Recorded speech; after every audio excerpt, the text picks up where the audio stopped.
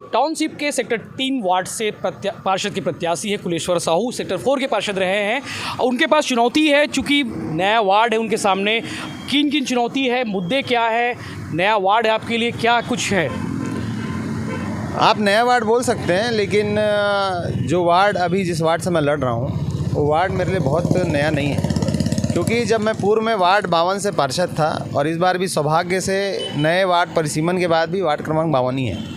तो मेरे लिए नया इसलिए नहीं है क्योंकि वहाँ जितनी भी सामाजिक धार्मिक गतिविधियाँ रही हैं वहाँ मेरा आना जाना रहा है। पार्षद होने के नाते जब भी मुझे अवसर मिला कि वहाँ के रहवासी मेरे पास आए अपनी समस्या को लेकर, तो मैंने वो हर संभव प्रयास किया कि उनकी वो समस्याओं को पार्षद होने के नाते दूर कर सकूँ। वहाँ बहुत सारी मूलभूत सुविधाओं की कमी है। पूर्व में जैसे भी रहे होंगे पार्षद, मैं कोई टिप्पणी नहीं करना चाहता, लेकिन निश्चित रूप से ये है कि वहाँ की मूलभूत समस्याएं आज भी जीवित हैं, चाहे नाली की हो, चाहे पानी की हो, चाहे सड़क की हो।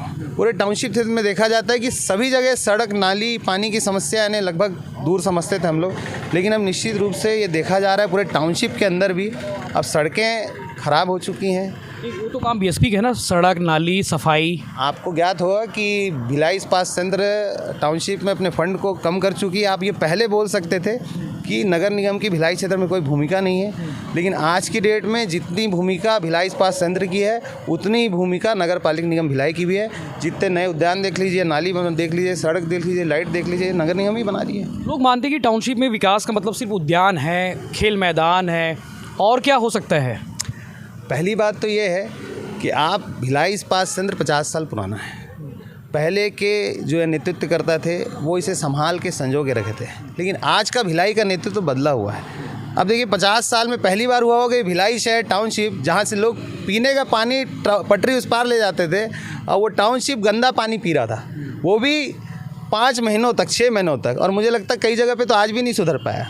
आप सोचिए मूलभूत सुविधाएं भी यहाँ पे इस टाउनशिप में ख़राब होता जा रही है। ये भिलाई के लिए अच्छी बात नहीं है। आप धर्म जागरण यात्रा का नेतृत्व कर रहे थे मनीष पांडे के साथ में, आप भी साथ में रहे, 250 किलोमीटर से ज़्यादा दूरी तय की, तो भिलाई समेत कुम्हारी, दुर्ग वगैरह भी गए। क्या क्या मुद्दे, कुछ मतलब धर्म जागरण के अलावा कुछ समस्याएं भी लोगों ने बताई होगी भिलाई के 70 वार्डों में? ऐसी कोई विशेष समस्या नहीं आई। हमारा उद्देश्य ही धर्म जागरण का था और उसका उद्देश्य बहुत स्पष्ट था। हम किसी भी अन्य धर्म को बिना चोट पहुंचाए अपने हिंदू धर्म के लोगों को जागृत करने निकले थे। चूँकि कुछ घटनाएं आपने सुनी होंगी, कहीं कुछ किसी ने कुछ मार दिया या कुछ कर दिया या कुछ, हमने सोचा कि इन सब से रुकेगा क्या, तो हमने एक विकल्प सोचा, क्यों ना अभी जो आज हिंदू धर्म में अपने आप को मान रहे स्थापित है उन्हीं को जागृत किया जाए कि भाई तुम्हारे 33 कोटि देवी देवता हैं, आप उन्हीं पर विश्वास करके चले। किसी के एक नए देवता आपके लिए कितना अच्छा कर पाएंगे मुझे तो नहीं लगता। इसलिए उस विषय को लेकर हम बहुत अच्छा धर्म जागरण रहा, बहुत बड़ी यात्रा रही और पूरा जन समर्थन हमको उस यात्रा में मिला था। टाउनशिप मतलब बीएसपी कर्मियों का घर, बीएसपी कर्मियों का इलाका। आपके इलाके में भी बहुत सारे बीएसपी कर्मी हैं, उनके भी कुछ समस्याएं होंगी, वो भी बताते होंगे भैया हमारा ये काम भी कर देना यार, वो काम भी कर देना। क्या बताते हैं वो? देखिए समस्याएं तो बहुत सारी है। आप बोल रहे हैं टाउनशिप में सिर्फ बीएसपी कर्मी रहते हैं, अब भिलाई बदल रहा है। अब भिलाई शहर में केवल बीएसपी कर्मी नहीं बचे हैं, हज़ारों कर्मी रिटायर हो गए। अब भिलाई शहर में प्राइवेट व्यापार करने वाले लोग, अन्य सरकारी कर्मचारी, चूँकि जब से लीज और ये लाइसेंस की सुविधाएं ये सब आई हैं तब से आप देख रहे होंगे कि बहुत से ऐसे कर्मी बराबर उस दिशा में यहाँ स्थापित हो चुके हैं जो बीएसपी कर्मी के अलावे भी हैं। राशन कार्ड हो गया, मजदूर कार्ड हो गया, आयुष्मान कार्ड हो गया, बीपीएल से एडमिशन हो गया, ऐसी बहुत सारी समस्याएं टाउनशिप को लेकर है। बीएसपी की समस्या तो ये भी है कि हॉस्पिटल, शिक्षा, स्कूल लगातार बंद होते जा रहे हैं, हॉस्पिटल की सुविधाएं लगातार कम होती जा रही सेक्टर 9 की। इस पर क्यों बात नहीं करते आप लोग? ये गंभीर विषय है, निश्चित रूप से मैं भी इसको फील करता हूँ, क्योंकि भिलाई इस्पात संयंत्र का सेक्टर 9 अस्पताल ऐसा अस्पताल था जहाँ पूरे दुर्ग जिले और रायपुर से लेकर जहाँ भी आप छत्तीसगढ़ में देखेंगे तो लोगों को ये विश्वास था सेक्टर 9 के प्रति कि हम सेक्टर 9 जिस दिन पहुँच जाएंगे हम सुरक्षित हो जाएंगे। आज ठीक उसके विपरीत हो गया है। आपके पास वहाँ ना कार्डियक है, ना ढंग का न्यूरोलॉजिस्ट है, यानी कहने मतलब केवल पट्टी, मलहम पट्टी करने की सुविधा सेक्टर 9 में अभी आज की डेट में चल रही है। और एक आध जो पुराने डॉक्टर बचेंगे वो, मुझे लगता है इसका विशेष कारण डॉक्टर जो यहाँ से छोड़ के प्राइवेट संस्थाओं में गए। आप भी जान रहे हैं कि बीएसपी के पेमेंट में और बाकी जगह अलग अलग सुविधाएं हैं, वो उनका विषय होगा। तो मुझे लगता है ये बहुत गंभीर विषय है और टाउनशिप क्षेत्र में इसको हम आगे चल के इसके लिए निश्चित रूप से लड़ेंगे। उठाना चाहिए, चूँकि भाई बाकी पार्षदों को भी वो करना चाहिए। बिल्कुल निश्चित रूप से हमको अस्पताल की सुविधा को यहाँ सुधारना पड़ेगा, क्योंकि मुझे लगता है ये बहुत गंभीर विषय है कि आज भिलाई के लोग और भिलाई के आसपास जितने क्षेत्र के लोगों को रायपुर दौड़ना पड़ रहा है। क्या वाकई में सेक्टर 3 काफ़ी पिछड़ा हुआ है बाकी सेक्टरों की अपेक्षा में?